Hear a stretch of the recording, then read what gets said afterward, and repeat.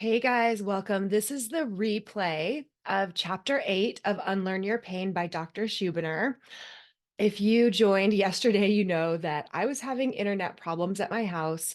I went to Starbucks for the meeting and it was really bad sound quality. So rather than trying to post that replay with all the sound issues, I decided to just re-record the slides. So this is not live. It doesn't have the people that joined yesterday for book club, but I'm going to at least present the slides that we had and go over those for the replay.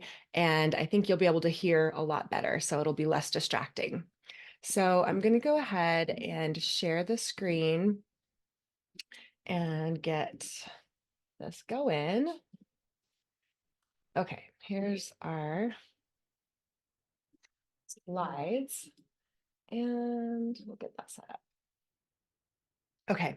Yeah, yesterday I was on my laptop, so things were different and the sound quality was horrible. So this is much easier. Okay, Chapter 8, Unlearn Your Pain. And Chapter 8 is week 2 of the workbook section called Finding Inner Strength. So there is a lot of review, and I think that's good for us, right? To hear this information over and over. So once you start doing this work, remember that your mind-body syndrome symptoms often change. So you could start to get better and then get worse, or you could get worse for a short time and then get better. So even if you're getting a little worse, it doesn't mean that something's gone wrong. Symptoms can shift or move from one part of the body to another, or shift from one symptom, such as pain, to another one, such as fatigue, anxiety, or dizziness. So this is so common. Often I see people, their pain goes down, but their anxiety goes up, or they get a totally new symptom. This actually confirms that you are on the right track. This is normal. So it can take several weeks or months to rewire the brain. So please do not become discouraged or worried or upset. And in fact, if you are in a hurry, if you're putting a timetable on your recovery, it tends to put more pressure on you and creates more fear and worry. And as we know, the big thing with pain reprocessing is decreasing that fear. So if we are very worried that it's not working or it's not working fast enough, we can actually make the process longer. So just as a reminder, the basics of pain reprocessing therapy are that we want to interrupt the cycle of MBS symptoms leading to fear and the other 6 Fs that lead to more symptoms. So the cycle is we have a symptom, we have a reaction to it, which is usually fear, or one of the other 6 Fs, which are fear, focus on it, fighting it, frustration with it, trying to figure it out, and trying to fix your symptoms. If we're reacting in any of those ways, it's going to actually increase our symptoms over time. So we want to change our relationship with the symptoms, no matter what they are and how severe they are. So these are advanced techniques now that we're going to talk about. So if these sound really hard and it sounds like it's far away from where you're at to do these, just know these are the more advanced techniques. So no one's saying they're easy or that it should be really easy, but definitely with some work, with some practice, you can practice these more and more. So it's kind of a mind shift. We want to start to consider our symptoms as an opportunity to practice. So usually, as we talked about, we react to the symptoms in ways that perpetuate them, and we avoid them and we dread them. So sometimes people even won't have pain, but they're worried about when they will have pain next. And then that puts them into a fearful state, which creates the pain. So these reactions indicate that you're afraid of the symptoms and the fear makes them worse. But instead of dreading the symptoms, you can look at them as opportunities. So the best way to get rid of them is to stop fearing them. And one of the best ways to stop fearing them is to hope that they occur, right? So this is higher level stuff, but actually getting to the point where you hope that you can have these opportunities to practice retraining your brain out of the pain neural circuits. And I remember if you've read The Way Out by Alan Gordon, he talks about one woman who was gardening for 3 hours. And she said she was even disappointed because she only had a couple of chances to practice. She only had her symptoms a couple of times in those 3 hours. And she actually was welcoming those symptoms. So she had a chance to practice.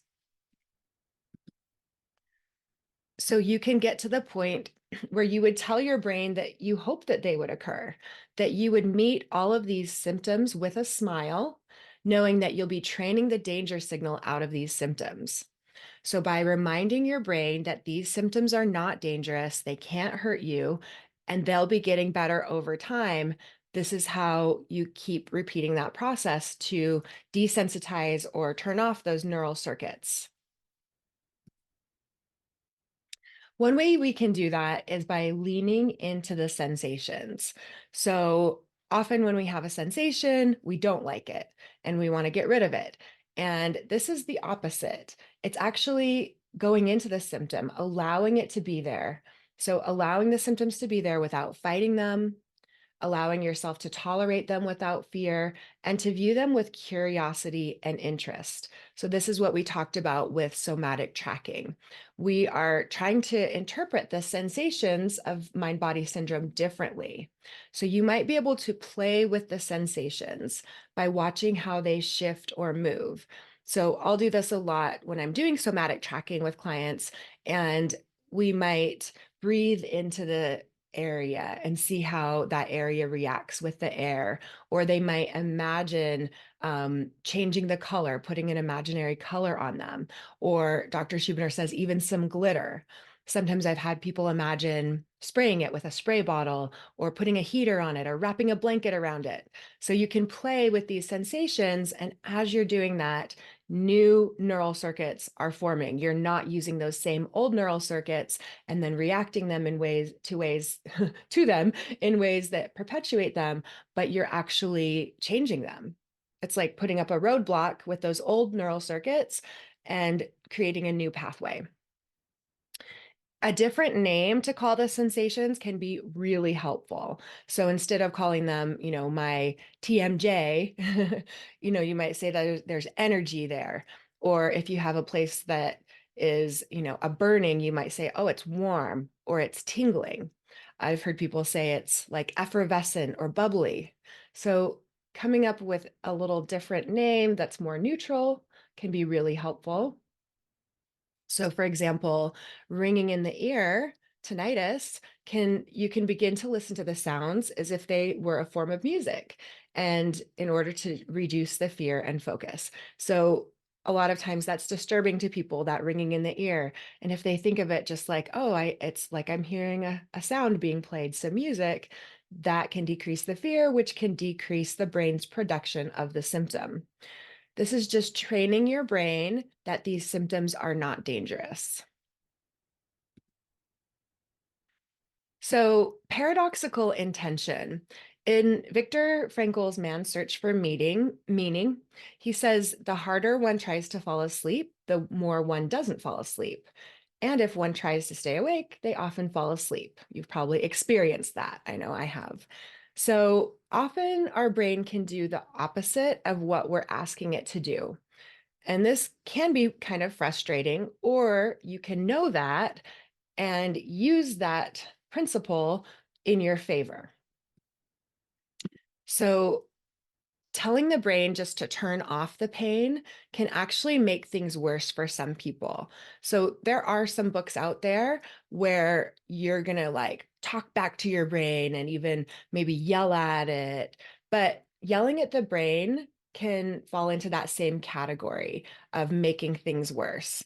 And we don't want to be at war with ourselves. So if you're getting really frustrated with your brain and you're like, no more, you stop it, sometimes that works for some people, but also just realize that can actually amplify the symptoms because you're just creating more fear and more war, contention. We want to use reverse psychology. Like if you think of a kid that you say, don't touch that, the kid's most likely to touch it. Or if you think of an example with a bully who's saying you're ugly or you're stupid, and you go and you get upset about that and you cry, the bully keeps doing it. But if you say back to the bully, those are good ones. Want to call me something else? Go ahead. I'm not afraid. Then the bully loses their power. And soon they're not calling you those names because they see it doesn't have the effect they want. We can use that same principle with the brain. In fact, Dr. Schubiner calls it the Pat Benatar technique. Hit me with your best shot, fire away. So you could have this attitude like, bring it on, give me more, or make my day. But again, remember, you're not yelling at your brain, you're just smiling and being fearless. It's like a child having a temper tantrum. Sometimes the tantrum may get worse initially, but just know you can handle it. It won't harm you. And this is the way to deactivate those neural signals. Okay, so positive affect, it's normal for many people who have chronic pain or other symptoms to become sad, depressed, angry, and even hopeless. That is normal if you're feeling that. But unfortunately, these states of mind do tend to make everything worse. So when people can move towards happiness, laughter, joy, grace, gratitude, and awe, they feel better and their symptoms improve. So, how can you do that? Here are a few ways to move from where you are to more of these positive feelings. One is to understand on a deep level that you're not broken, you're not damaged, either physically or mentally. So, if you have questions about that, go back to chapter 5. You can always keep going with that proof for yourself with all of the exercises and questions he asks to prove to yourself that this is, in fact, mind body syndrome. And then with that knowledge, you can have that confidence that nothing is wrong with you. Every human has some form of mind body syndrome at some point in their life. This is a normal thing, and you're not broken physically or mentally. You are healthy and that you are going to get better. Number 2 is take time to be grateful for as much as you can be grateful for in your life. This can seem really hard. These are more advanced techniques. You might think, what do I have to be grateful for when I have this chronic condition and it's debilitating and my life, has turned out this way? So even starting with small things like being grateful for internet that works, being grateful for the heat in your home or the electricity or running water, being grateful for little things like the sun as it's shining and hits the trees just right and you see those leaves or a baby sleeping, anything that you can cultivate and find a little bit of gratitude for. And you could write those things down, or you could just make a note of trying to be more grateful for things in your life. Maybe you enjoy a really great meal, and so you're grateful for that food and how good it tasted. There are many opportunities to find gratitude, but you have to do it on purpose if you're used to, kind of the default. So, number 3 is finding ways to laugh. So when you laugh, this is so cool, lowering the danger signal in your brain and even changing the expression of certain genes. So you're genetically changing what's being expressed by going into more laughter, right? So again, this can be hard. I've had times, especially with grief. I remember when my mom passed away, and it was a few days after, and I was taking my daughter to school, and I started kind of dancing when I heard a song on the radio, and then I remembered that I was in this grief, and I almost felt like I shouldn't feel any kind of happiness or lightness because of what was going on. So maybe you can relate in some way. I have this diagnosis. This has been happening for years. My life is affected in these ways. And so it's hard to find things to be grateful for, to laugh at. But that really is a way out of this, a way to recover. So doing that on purpose and knowing that's okay. You can still have thoughts or feelings about what's going on and also find some things to laugh at and distract with. So, on purpose, try to find things to do that are fun and enjoyable, like maybe playing card games or board games, learning how to do things that are silly, such as using a hula hoop or juggling. If none of those resonate with you, find what does. Some people like to do puzzles, some people like to listen to podcasts, um, watch funny clips. I know someone loves watching America's Funniest Videos, and there's lots of clips of those on YouTube. So find what it is that's fun and enjoyable for you and try to do more of that on purpose in your life. Look for ways to enjoy simple interactions. So maybe you're going to the store and you actually take the time to talk to your cashier and smile at them. And take the time to talk to people about simple things. So maybe you're just asking them about, recipes or how their dog is doing, but not focusing just on pain, focusing on other things that are lighter and happier and more fun. And then spend more time with people who you enjoy, who are uplifting and understanding. You probably can think of people in your life that when you leave, you feel better after being with them. So try and seek that out a little bit more, even if it's just like a phone call or a Zoom call. And number four, find ways to just be happier. You do have the capacity to look on the bright side and have hope. So I think of like a spotlight in our brain. And right now, the spotlight might be shining on this is horrible. I hate this. I can't wait to get out of this. Why me? And we want to shift the spotlight on purpose, sometimes shifting it to things that are more hopeful. So, one way you could do that is take deep, slow breaths and allow feelings of happiness to spread throughout your brain and your body.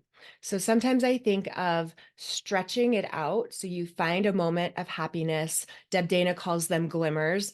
You find this glimmer, you're feeling happy, and then you actually feel that feeling of happiness in your body, like we do with somatic tracking. Happiness might feel warm or it might feel expansive. And then see if you can spread that feeling through your whole body and stretch out that feeling longer and longer. Number five for positive affect is connecting to spirituality in your life, whatever that is for you. It doesn't have to be a religion or God necessarily. It might be nature or anything really that inspires that sensation of awe when we focus on things that are much bigger than ourselves. So I know Deb Dana in her book Anchored said that she naturally wakes up very early.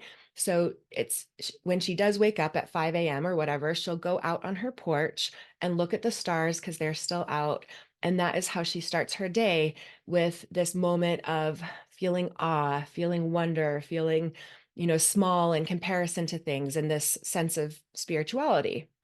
So you can participate in other activities that create that sense of awe. Maybe it's playing with a baby or walking in nature or just sitting on your porch and looking out at nature. So, thoughts and feelings. We're going to talk about how this contributes and what we can do. First of all, just understanding thoughts and feelings. They're pretty much, most of them are subconscious. So we might not realize consciously what we're thinking about subconsciously. It's going on beneath the surface. And feelings are created there too. We might just have some sensations in our body and we're not really sure what that feeling is about. But know that our brain is what creates all of our thoughts and feelings. And our brain might have thoughts that are weird, silly, petty, and even evil. And all of this is normal and everyone has them. So I know for me, a lot of times I was taught, you shouldn't think that way. And that's horrible. You're a horrible person if you think things like this. For example, with me being a mom, it was really hard for me to journal, like, I hate my kids or I wish I never had kids. And even saying that, it just sounds so bad. But really, there are some times in your life that you might have those thoughts, right? You're feeling really overwhelmed and you're like, I just wish I never had kids. It doesn't mean that's true for you, you might just have some of these subconscious thoughts sometimes. And we can have conflicting thoughts. We can really, really love someone and we can be annoyed with them or we can be resentful of them. So know that that's normal. That's okay. And the more that we just accept that our brain produces these random thoughts, we don't have to identify ourself with them. It doesn't mean that I'm an evil person just because sometimes my brain has an evil thought. Dr. Schubiner gives the example of, sometimes he might be driving across a bridge and just have this idea of like, what if I just veered off the bridge and went into the water? And he's not suicidal necessarily, but he might have that thought just come to his head, right? So some of these thoughts actually can create a physical reaction. So you might even not know you have the thought, but have a physical sensation that alerts you. So he gives an example of when he was just walking one day in his kitchen and he, out of the blue, got some back pain. And then he started thinking about what was going on in his mind. And he actually was thinking about a conflict that he had with someone. He didn't even realize he was thinking about it until the back pain alerted him. Most people with mind body syndrome do have scary thoughts. They are usually repetitive thoughts and they can be overwhelming. This is normal. This is actually another manifestation of mind body syndrome. It's like your brain is still trying to alert you or scare you, so it gives you different things to worry about. Here are some examples. I listed all of them because they're all so good and I hear them a lot. So see if you resonate with these kind of scary thoughts that come up subconsciously. Even though consciously you may think something different, you might also have some sensations and think, are we sure it's mind body syndrome or neural circuit issue? Another doctor told me I had inflammation. So you might think, oh, something structural might be going on, right? The pain is so bad, it must be physical damage or an injury. That's a common one that, you know, if it's that bad, it must be something damaged. I just can't believe that my brain is powerful enough to cause all of these symptoms. Same thing, right? It's like if it's really bad, then it's hard to believe that this is mind body syndrome and that you're not in danger. My body is tender or it seems twisted. Can that be caused by my brain? So sometimes, there's even someone like with scoliosis. In the way out or in the Boulder back pain study, they talk about a woman with 70 degrees of scoliosis who became pain free with this method, but it's also easy for some people to think, but my body's so twisted. I have this curve in my back. Could the pain from that actually be caused by my brain and not from the structural problem? I can feel knots in my muscles and I have trigger points that need massaging. So it must be physical, right? So many people think this, I do have some actual tightness. So this must be structural, but actually the brain produces muscle tightness. It's always in control of that.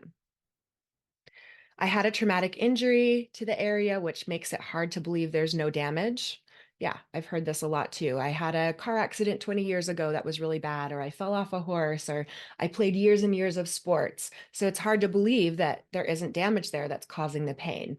But we actually know a lot of people do have damage. When we look at pain-free people, there are normal changes with age, even things like herniated discs and torn meniscus and torn labrums and rotator cuffs. Those are found in pain-free people too. So yeah, maybe you do have some damage and also it doesn't need to cause chronic pain. And maybe you don't have damage. That's the thing. We just don't know. We just need to look at how the pain is reacting with the fit criteria. Even if this is MBS, can I really recover from all this pain after so many years? That is another one I hear, that if it's been so many years, is it going to take me a lot of years to recover, or is it even possible for me to recover if I've had this since I was 10 years old? Yes, it's definitely still possible. How long will this take? I can't stand it anymore. That urgency is very common. And I'm sure I will be the one who won't be able to do this. So common, right? It's like, okay, I believe all of this. I believe it's mind body, but I'm just not capable in some way. I'm the one person who can't figure this out. These are normal concerns and questions. And these worries are also coming from the brain. They're just mind body syndrome, different manifestations of the danger signal, trying to alarm or alert you, or simply trying to scare you. So you can, when you notice your brain thinking these thoughts, this is another form of mind body syndrome, increasing that fear so that you stay safe, in quotation marks. So you can smile, take a nice slow breath, and say to yourself, that's interesting. That's my brain. This is just a thought. It's not important and can't harm me. It will pass. I'm okay. So, any of those things that resonate with you, those affirmations from the last chapter, take a slow, deep breath, say these to yourself, and move on with your day. Emotions. Let's talk about emotions. These are also, remember, caused by the brain, subconscious, most of the time. And there are no bad or dangerous emotions. I've heard no one ever died by feeling their emotions, but many people have as a consequence of repressing their emotions. So, identifying your feelings when they arise is the first step. Oh, what is this? Oh, this is anxiety, or this is anger, or this is frustration, or this is fear. And then meeting them without fearing them. They're just emotions produced by your brain. You can allow yourself to feel these feelings, learn to tolerate them, and sit with them and express them in safe and healthy ways. So, first of all, just paying attention to how these emotions manifest themselves in your body without reacting to it. So, since anxiety is such a common one, you could think of just feeling the anxiety, like somatic tracking the anxiety. Oh, I feel this tightness in my chest. My heart is racing. It feels like a lot of energy in my body. And it's, like maybe warm. Anything that you can do to describe it, then that's one way of processing the emotion. Again, know that you're not in any danger by feeling emotions. They are normal. And the physical sensations are are manifestations of the underlying emotions. So again, sometimes I've had like pain in my chest, and it's when I have heartbreak, something that's really sad and feels like it's breaking my heart. And it actually feels like a physical sensation in my body of grief or sadness.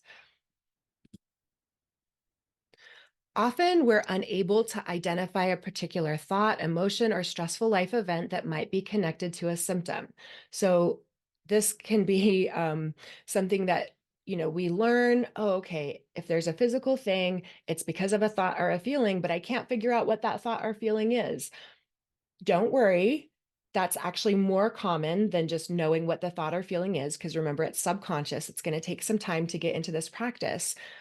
If you're trying too hard to find the thought or feeling, that can be counterproductive. That can be that state of fear. I've got to figure out what I'm thinking. What am I missing? So just notice if you can find that thought or feeling. And if it doesn't easily come, that's okay too. Just know that your symptoms are due to mind body syndrome. They are temporary and they will pass, that you're not damaged or broken, that your brain has learned these symptoms, and you're in the process of overcoming them by reducing the fear and worry about them, and that you will get better. A lot of repetition, right, of these same concepts. You're safe. You're not damaged. You'll get better. That's the way through. Even if you can't specifically identify the thought or feeling, it's okay just to know this and reaffirm this to yourself. Don't worry if your pain or other symptoms don't get better right away. So neural circuits are like bad habits. They take time to reprogram. As long as you're reducing your fear about the symptoms, you will get better. This practice is like training a puppy. You have to be persistent, consistent, patient, and kind. The more you're yelling at your puppy and getting really upset and getting frustrated, that's just going to take longer. So think of your brain as this little sweet little puppy that you're training. And the more you're loving, patient, kind, and persistent, the faster it will actually change. So for week 2, he talks about a meditation that's on unlearnyourpain.com. If you've purchased the book or the Kindle, you have the um, password for it. And it's about embracing emotions. So I'm going to describe the meditation in case you don't have access to it. And there are other meditations or clips on YouTube about feeling emotions as well. So, generally, what we want to do when you're feeling that symptom of MBS is close your eyes and experience the symptom. No, it can't harm you. So, we've done this with somatic tracking. And this, with this meditation, see if you can feel what lies underneath emotion wise. See if it's worry or fear. Those are the most common. Or maybe it is sadness or grief or something else. But see if you can just ask yourself, what is the emotion under this? And see how that emotion feels in your body. Let the tears come as they will. And then search underneath for feelings of compassion for yourself. Look for caring and kindness. You might think of, if you had a really good friend that was in a lot of fear or worry or stress, you would be compassionate and kind with them. So see if you can find that same compassion for yourself. Breathe deeply and sit with these feelings for a while. Notice what happens with the MBS symptom that you started with. See if it has shifted. It will often disappear as the other emotions are felt. And then the writing exercise for week 2. Each day, he has you write a letter that you're not going to send. So, unsent letters. You might have people in your life that are no longer part of your life. It's from your past or they've passed on. So you can still write this letter and you're just not going to send it to them. So it could be useful to express negative feelings that we've been harboring and that are causing us harm, such as unexpressed anger, resentment, fear, guilt, or shame. And it's also important to express gratitude and thankfulness to those whom we may have not had a chance to thank. Oops, wrong slide. So, first, list the possible recipients. Just kind of brainstorm and think of incidents in your life, as we did in chapter 5, that were traumatic or bothered you, and that could be some ideas of who's on your list. And then you can also write a letter. I love this, to different aspects of yourself. So you can write a letter to your pain, to your subconscious mind, or to different aspects of your personality. You can write a compassionate letter to your younger self or to your future self who is happier. That's kind of a cool one, writing a letter to your future self who's happier, more at peace, free of pain, anxiety, and depression.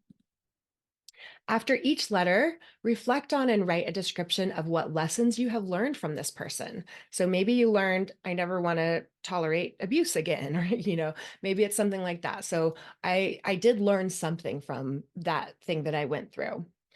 And what you've gained with your interaction from this person, even if the interaction was very destructive, and in what ways you've grown as a result of your relationship with this person. So that is your assignment for week 2 of the writing assignment and the meditation. And so we will meet next week, Friday, and we will go over chapter 9. So give yourself some time this week, 10 or 15 minutes a day, and try writing one of those unsent letters and see how that goes.